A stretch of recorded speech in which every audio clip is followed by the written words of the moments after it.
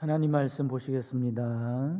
하나님 말씀은 창세기 5장 21절에서 24절까지 말씀입니다. 창세기 5장 21절에서 24절까지 말씀, 신년감사주일에 주시는 하나님 말씀 봉독해 드리겠습니다. 에녹은 65세에 무두셀라를 낳았고 무두셀라를 낳은 후 300년을 하나님과 동행하며 자녀들을 낳았으며 그는 365세를 살았더라. 에녹이 하나님과 동행하더니 하나님이 그를 데려가심으로 세상에 있지 아니하였더라. 아멘. 할렐루야. 우리는 하나님이 어떤 분인가라고 하는 것을 궁금해합니다. 하나님을 왜 궁금해할까? 하나님이 어떤 분인지 그 하나님 자체도 궁금하지만 그보다 하나님을 궁금해하는 더 중요한 이유가 있습니다. 창세기 1장 26절에 하나님이 이르시되 우리의 형상을 따라 우리의 모양대로 우리가 사람을 만들고 말씀하죠. 사람은 하나님의 형상을 따라서 하나님의 모양으로 만들어졌다 이렇게 말씀합니다. 그러므로 하나님을 아는 것은 곧 누구를 아는 것이 되겠습니까? 나를 아는 길입니다. 반대로 하나님을 알기 전까지는 나를 알 수 없습니다. 그래서 우리는 하나님을 궁금해하는 것입니다. 그러면 왜 나를 알아야 할까? 여러분, 나를 알지 못하면 행복할 수 없습니다. 나를 알아야 내가 무엇을 필요로 하는가 알 수 있고 내가 원하는 것이 무엇인지 알 수 있고 나에게 만족을 주는 것이 무엇인지 알 수 있기 때문에 그렇습니다. 그렇다면 하나님은 어떤 분이실까? 하나님은 특이하게도 사회적인 분이시다라고 하는 거죠. 사회적이라는 말은 혼자 존재하는 것이 아니라 집단을 이루고 있다라고 하는 말입니다. 창세기 1장 26절 말씀을 다시 보면 하나님이 이르시되 우리의 형상을 따라 우리의 모양대로 우리가 사람을 만들고 말씀하죠. 여기서 눈에 띄는 단어는 우리라는 단어입니다. 하나님은 우리이십니다. 구체적으로는 성부와 성자와 성령 삼위일체 하나님을 말하는 거죠.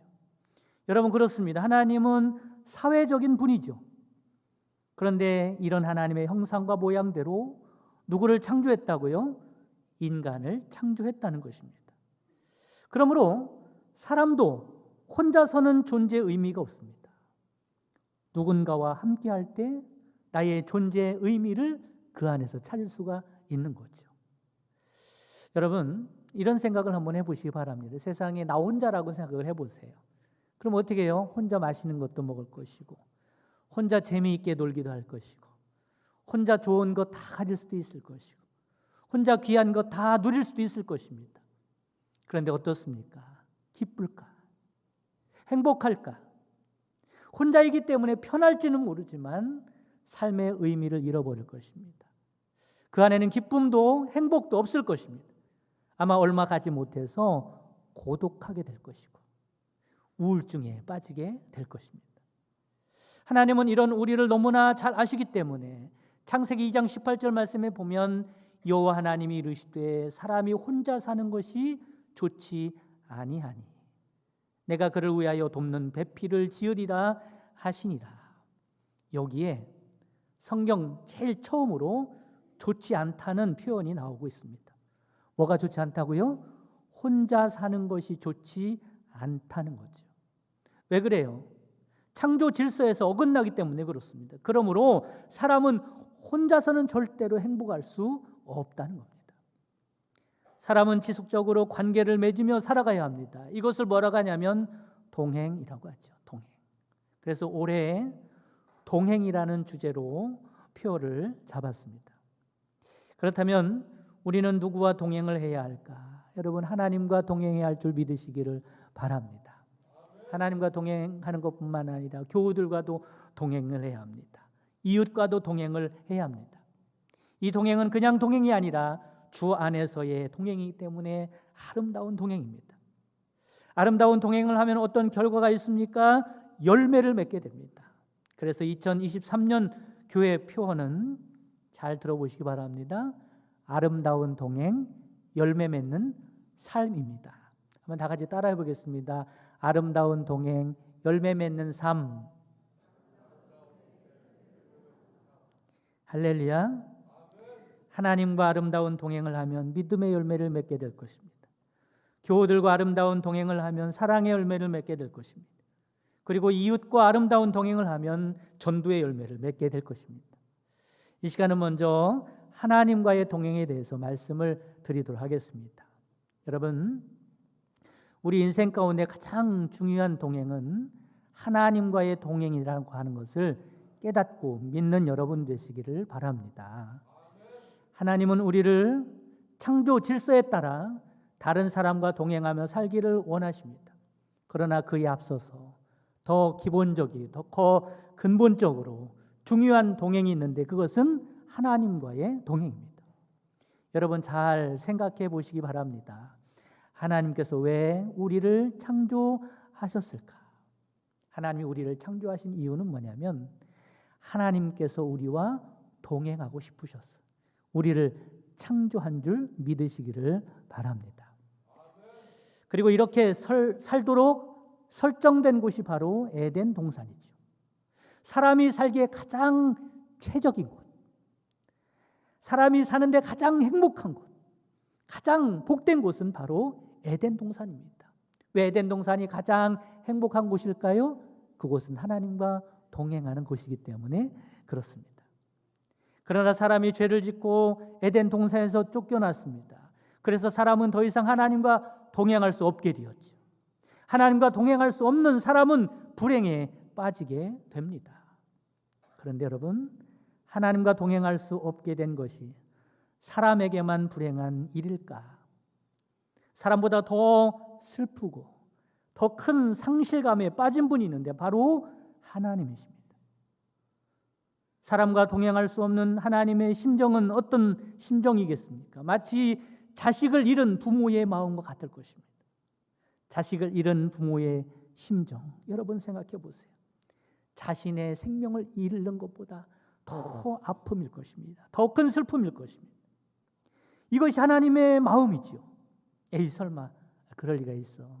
하나님 우리와 동행하지 않는다고 해서 그렇게 슬퍼하시고 그렇게 상실감에 젖어 있을 리가 있나? 여러분 그렇지 않습니다. 이것을 어떻게 알 수 있는가? 다시 우리와 동행하기 위하여 하나님이 어떻게 하셨는지 보면 알지요. 하나님이 우리와 다시 동행하고 싶으셔서 독생자 예수님을 십자가에 죽게 하시지 않았습니까? 하나님께서 우리와 얼마나 동행하고 싶으셨으면 그랬겠습니까?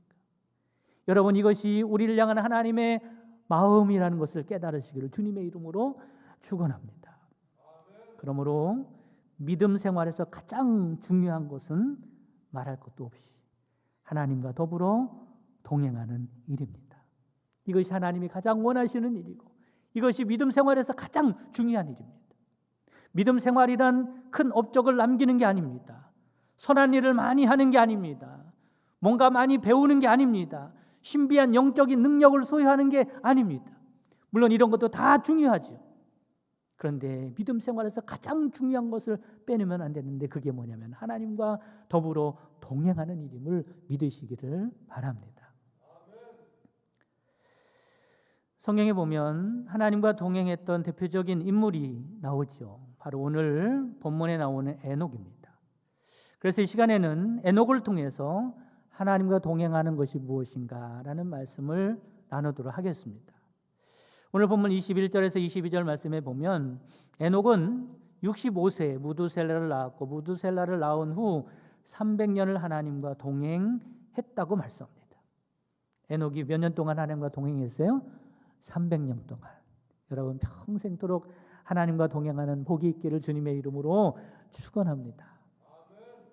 창세기 5장을 보면 아담과 에서부터 노아까지 수많은 사람의 일생을 기록하고 있습니다. 짧지만 그 중에 유독 에녹에 대해서 강조하고 있죠. 아니 이 성경 말씀은 에녹에 대하여 말씀하고 싶으셔서 에녹이 어떤 사람인가 알려주고 싶으셔서 다른 사람과 비교하고 있는 말씀입니다. 그렇다면 에녹이 어떤 사람이었기에 하나님께서 그토록 에녹을 자랑스럽게 여기실까? 에녹은 이 세상에서 큰 기적을 일으켰던 능력자도 아닙니다. 큰 사업가도 아니고 위대한 정치가도 아니고 뛰어난 재능을 가지고 있는 사람도 아니고 큰 장수도 아니었습니다. 단지 에녹의 이력은 이렇습니다. 300년간 하나님과 동행했다. 에녹의 이력이 전부죠. 그런데 하나님이 보실 때 이 이력만큼 빛나고 찬란한 이력이 없는 줄 믿으시기를 바랍니다. 그래서 창세기 5장에 나오는 족보에 보면 모든 사람의 일생은 그냥 살았답니다. 그냥 살았다. 하나님께서 보실 때는 세상에서 아무리 위대한 인물이라고 해도 그냥 산 것에 불과합니다. 아무리 훌륭하다고 할지라도 그냥 산 것에 불과합니다. 아무리 재능이 뛰어난 사람이라고 해도 하나님 보실 때는 그냥 산 거예요.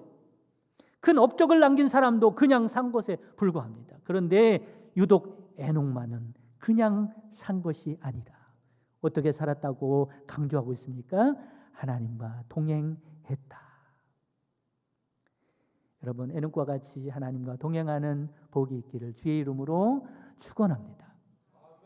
그러면 첫째로 하나님과 동행을 하게 된 동기가 무엇일까라고 하는 겁니다. 에녹은 어떻게 하다가 하나님과 동행하는 최고의 삶을 살 수 있었을까? 오늘 본문에 보면 에녹이 하나님과 동행하게 된 동기가 나오지요. 22절 말씀에 보면 무두셀라를 낳은 후 300년을 하나님과 동행하며 자녀들을 낳았으며 말씀합니다. 에녹은 무두셀라라고 하는 아들을 낳기 전까지는 하나님과 동행했다는 기록이 없어요. 무두셀라를 낳은 후 그때부터 하나님과 동행을 했다는 겁니다. 그러면 우리는 이런 생각을 해볼 수 있죠. 무두셀라라고 하는 이름을 가진 그 아들의 출생의 비밀이 있다는 겁니다. 그 아들이 출생할 때 어떤 일이 있었기 때문에 어떤 계기를 통해서 무두셀라를 통해서 에녹이 하나님과 동행을 했다는 겁니다. 그 이유가 무엇일까? 출생의 비밀을 좀 알아야 합니다. 그 출생의 비밀은 그의 이름에서 알 수 있죠. 무두셀라라고 하는 이름의 뜻은 의역하면 이런 뜻입니다. 그가 죽으면 심판이 온다는 거죠. 정말로 무두셀라가 죽었을 때 노아의 심판이 오지 않습니까? 그가 죽으면 심판이 온다는 겁니다.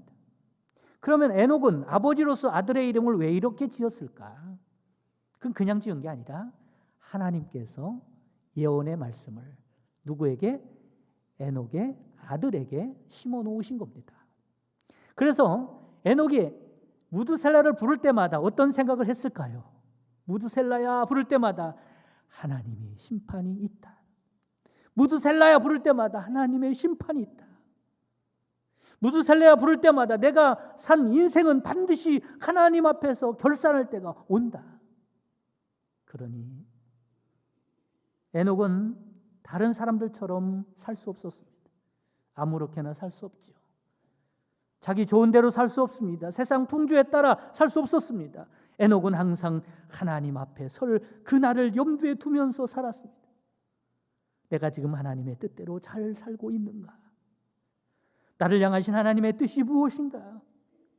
이렇게 사는 나를 하나님께서 어떻게 평가하실까? 늘 생각하면서 살아간 거죠. 그러다 보니 어떻게 됐어요? 하나님과 동행하는 삶을 살게 되었더라. 다른 말로 말하면 에녹은요, 하나님만 바라보고 살았습니다. 사람 보고 살지 않고 세상 바라보고 살지 않고. 왜 그러냐면 내 인생을 평가하는 분은 사람이 아니에요. 세상 누가 아닙니다. 하나님이기 때문에 그렇죠. 이것이 하나님과 동행하게 된 동기요 계기입니다. 이 시간 우리들도 바라기는 무두셀라를 아들같이 여기고 매일 그의 이름을 부르며 사는 복이 있기를 주님의 이름으로 축원합니다. 무두셀라야. 두 번째, 하나님과 동행한 결과가 무엇일까라고 하는 겁니다. 우리가 누구와 동행을 한다고 한번 생각을 해보세요. 그러면 쉽게 이해가 갈 것입니다. 결국에는 어떻게 될까? 내가 누군가와 동행을 해요. 그럼 어떻게 되죠? 당연히 그 사람이 도착하는 곳에 나도 도착하게 되는 겁니다. 마찬가지로 하나님과 동행을 하면 하나님의 종착지가 나의 종착지임을 깨달으시기를 바랍니다. 그 종착지가 어디지요? 본문 24절 말씀에 보면 에녹이 하나님과 동행하더니 하나님이 그를 데려가심으로 세상에 있지 아니하였더라. 이 말씀은 이렇게 해석할 수 있습니다. 에녹이 날마다 하나님과 동행하며 살아가던 어느 날 세상 사람이 갈 수 없는, 세상 사람들이 알지 못하는 곳으로 가게 되었다는 것. 왜냐하면 그곳은 하나님만 갈 수 있는 곳이고 하나님과 동행한 사람만 갈 수 있기 때문에 그곳에 하나님의 종착지에 에녹도 이르게 되었다라고 하는 말씀입니다. 여러분, 거기가 어디일까요? 하나님의 나라인 줄 믿으시기를 바랍니다. 보통 사람들은 그 종착지가 어디일까? 창세기 5장에 보면 아담의 족보에 소개된 사람들의 종말은 모두 죽었더랍니다. 죽었더라. 그냥 그렇게 살다가 죽었더라. 그냥 그렇게 살다가 죽었더라는 거죠. 그런데 에녹만큼은 죽었더라가 아니라 어떻게 했습니까? 데려갔더라. 하나님과 동행하다가 하나님이 가시는 그 종착지에 에녹을 데리고 갔다는 거예요. 여러분, 우리가 여기서 알 수 있는 것은 하나님과 동행하는 사람은 하나님께서 하나님의 나라로 데려간다는 사실을 믿으시기를 간절히 바랍니다. 그런데 하나님의 나라로 데려가는 것은 꼭 이 세상을 떠날 때만 해당되는 말씀일까? 그렇지 않습니다. 놀라운 것은 이 세상에 살아가는 동안에도 하나님과 동행하면 그 자체로 하나님의 나라에 들어가는 것임을 깨달으시기를 간절히 바랍니다. 물론 세상 사람들은 모르죠. 그런데 하나님과 동행하는 사람들은 늘 하나님의 가는 곳으로 가기 때문에 그렇습니다. 그러므로 이렇게 말씀드릴 수 있습니다. 하나님과 동행하는 사람은 세상 사람들이 알지 못하는 다른 나라, 하나님의 나라에 살고 있는 사람들입니다. 바라기는 하나님과 동행하심으로 이 세상에서도 하나님의 나라에 살아가는 차원이 다른 삶을 살아가는 여러분 되시고 결국에는 주님과 동행하여 천국에 이르는 복이 있기를 주님의 이름으로 축원합니다. 세 번째, 어떻게 하나님과 동행할 수 있었는가라고 하는 겁니다. 하나님과 동행하는 방법이죠. 하나님과 어떻게 동행할 수 있을까?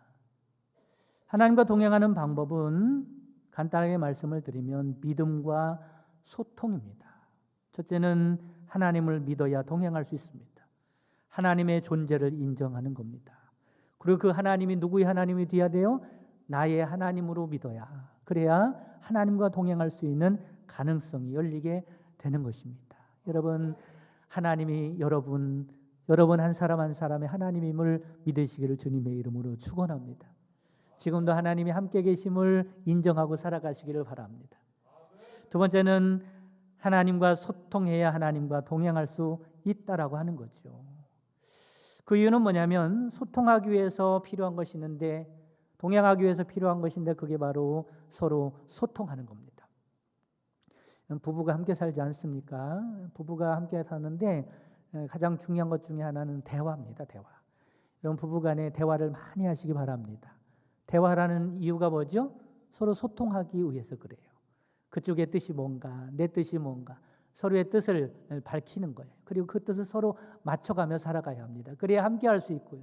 그래야 동행할 수 있기 때문에 서로 소통을 하는 겁니다. 근데 여자분들하고 아내하고 이렇게 처음에는 뜻을 나누기 위해서 소통하고 싶어서 얘기를 시작하는데 거의 마지막에 가면 남자들은 듣다가 끝나는 경우가 많지요. 여자들은 얘기만 하고 남자들은 듣기는 많이 합니다.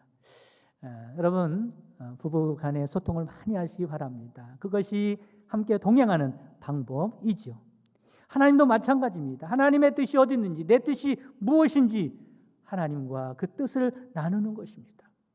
그리고 하나님의 그 뜻에 맞추어 동행할 수 있는 것입니다. 히브리서 11장 4절 말씀 보면 믿음으로 에녹은 죽음을 보지 않고 옮기워졌으니 저는 옮기우기 전에 하나님을 기쁘시게 하는 자라 하는 증거를 얻었느니라 말씀합니다.